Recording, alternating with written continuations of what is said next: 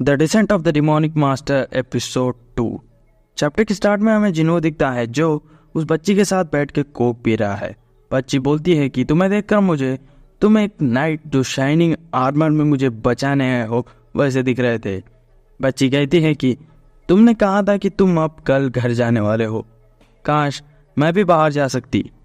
जिन्हो यहाँ कहता है कि तुम भी अभी ठीक दिख रही हो। वो कहती है कि हाँ, पहले मुझे दिन में 4 से 5 बार बहुत दर्द होता था, पर अब दर्द नहीं हो रहा है और डॉक्टर ने भी कहा है कि मैं कुछ दिनों में ठीक हो जाऊंगी।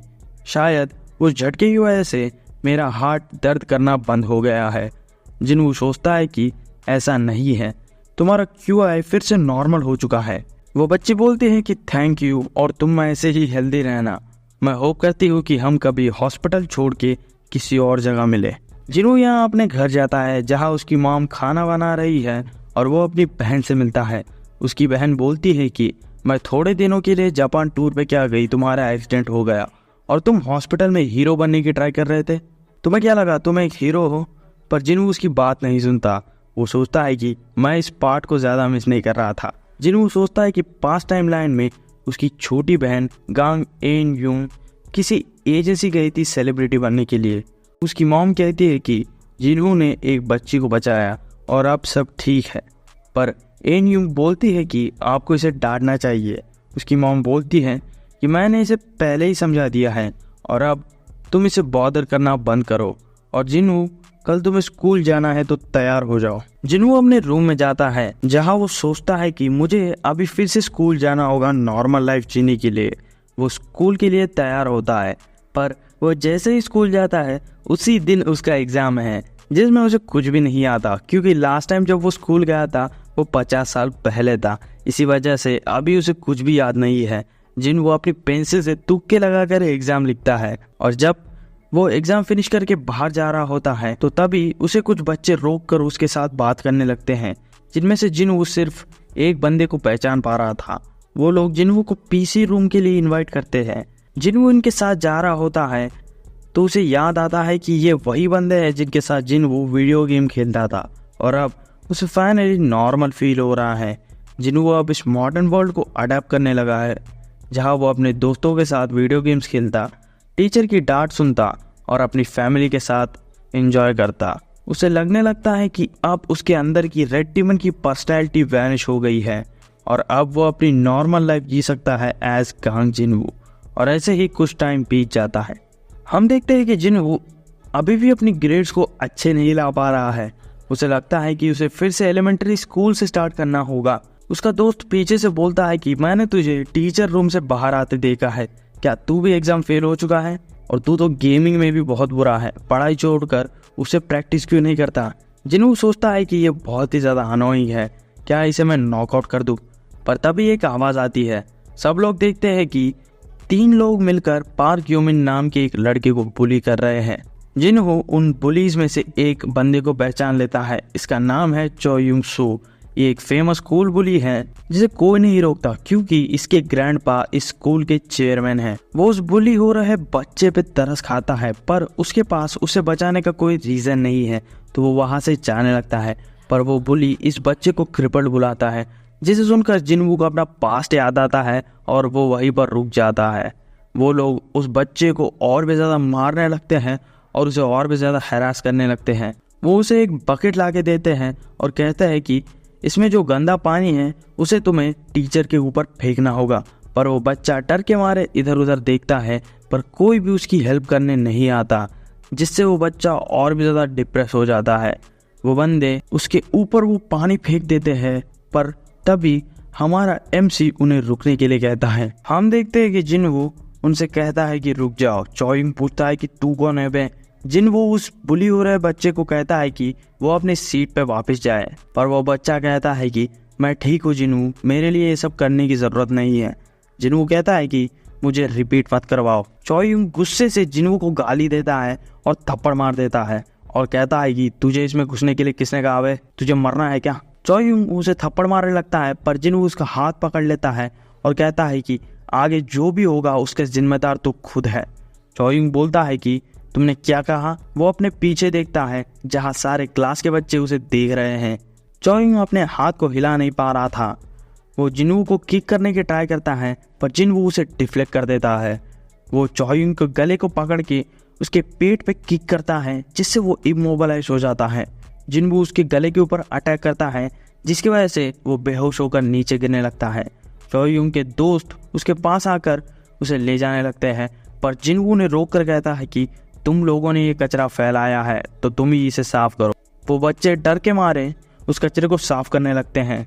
जिनवू वापस अपनी सीट पे जाकर बैठ जाता है जहाँ उसके पीछे बैठा हुआ उसका दोस्त पूछता है कि तू कब से लड़ने में इतना अच्छा हो गया।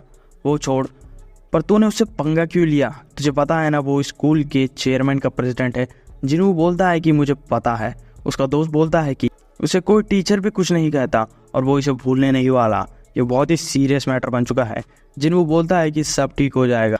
वहीं पर वो बुली हो रहा बच्चा आता है। वो कहता है कि मुझे इस मैटर में तुम्हें इन्वॉल्व नहीं करना था पर थैंक यू मेरी हेल्प करने के लिए। यहाँ जिनवू बोलता है मुझे तुम्हारे थैंक यू की कोई ज़रूरत नहीं है। मैंने ये तुम्हारे लिए नहीं किया। मुझे सिर्फ जो हो रहा था वो पसंद नहीं था। मुझे तुम भी बहुत ज़्यादा पसंद नहीं हो तो यहाँ से चले जाओ। वो बच्चा वहाँ से चले जाने लगता है। जिनवू यहाँ सोचने लगता है कि अगर वो अपने आप को कंट्रोल नहीं करता तो वो बुली हो रहा बच्चा अभी मर चुका होता। उसे लगने लगता है कि वो अभी भी अपने पुराने सेंसेस और स्किल को भूल नहीं पा रहा है। यहाँ हमें फैकल्टी ऑफिस दिखता है जहाँ जिनवू का टीचर उससे कहता है कि तुम्हारी हिम्मत कैसे हुई एक स्टूडेंट को मारने की? तुम्हारी वजह से वो अभी एक हॉस्पिटल में है। उसे बिना वजह क्यों मारा? जिनवू बोलता है कि मैंने उसे बिना वजह नहीं मारा। वो एक दूसरे स्टूडेंट को बुली कर रहा था। मैंने सिर्फ उसे रोका है। टीचर बोलता है कि किसने कहा कि वो एक स्टूडेंट को बुली कर रहा है? जिनवू बोलता है कि वहाँ खड़े सभी स्टूडेंट्स ने उसे ये करते हुए देखा है। टीचर बोलता है कि सब लोगों ने तो कहा था कि तुमने फाइट स्टार्ट की और तुमने उसे पहले मारा। जिनवू कहता है कि ये झूठ है। टीचर उसके ऊपर चिल्ला कर बोलता है कि अपनी आवाज़ नीचे करो। जिनवू कहता है कि अभी ये मैटर नहीं करता। तुम्हें पता है ना असलियत में क्या हुआ? अगर चोयुंग को उस लड़की को बुली करने के लिए पनिशमेंट मिली तो मैं भी अपनी गलती एक्सेप्ट करूंगा, वरना मैं अपनी गलती नहीं मानूंगा। जहाँ टीचर बोलता है कि तुम्हारे अंदर बहुत ही नर्व है। तुम्हें किसी ने मैनर्स नहीं सिखाया है क्या? लगता है मुझे ही तुम्हें मैनर्स सिखाना पड़ेगा। पर तभी वहाँ उस क्लासरूम का डोर ओपन होता है जहाँ से एक बंदा बोलता है कि यही है वो लड़का। टीचर बोलता है कि चेयरमैन चोय, आपको यहाँ आने की क्या ज़रूरत थी? वहाँ चेयरमैन चोय बोलता है कि क्या यही वो लड़का है जिसने मेरे ग्रैंडसन को मारा?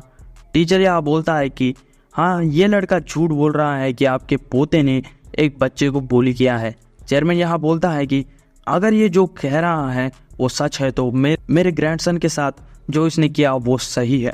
टीचर बोलता है कि अगर जिनवू सच भी बोल रहा होगा तब भी उसने एक फेलो स्टूडेंट को मारा है। चेयरमैन पूछता है कि क्या तुमने इसके पेरेंट्स को बुलाया है?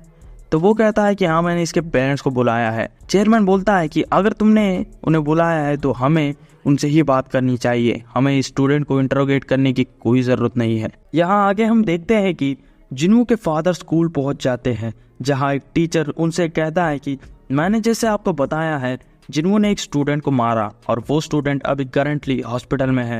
ये सब होने के बाद भी जिनवू माफ़ी मांगने को तैयार नहीं है, तो इसी वजह से हमने आपको बुलाया है। जिनवू के फादर कहता है कि मुझे पहले पूरी बात बताओ। मैं आधी स्टोरी सुनकर जिनवू को अपोलोजाइज करने के लिए नहीं कह सकता। वो जिनवू से पूछता है कि क्या तुमने उस स्टूडेंट को मारा? जिनवू बोलता है कि हाँ, मैंने उसे मारा, पर मैं उसे सिर्फ दूसरे स्टूडेंट्स को बुली करने से रोकने गया था और उसने मुझे पहले मारा है। जहाँ टीचर चिल्लाता है कि झूठ बोलना बंद करो। तुम्हारे सारे क्लासमेट्स ने टेस्टिफाई किया है कि तुमने उसे बिना वजह मारा है। जहाँ चेयरमैन बोलता है कि अब बस करो, ये बस दो स्टूडेंट के बीच का मैटर है, तुम्हें उसे और बढ़ाने की कोई ज़रूरत नहीं है। और अगर जिनवू जो कह रहा है वो सच है तो मैं इनसे अपोलोजाइज करूँगा। अगर ये सच है तो पहले उसे कंफर्म करते हैं।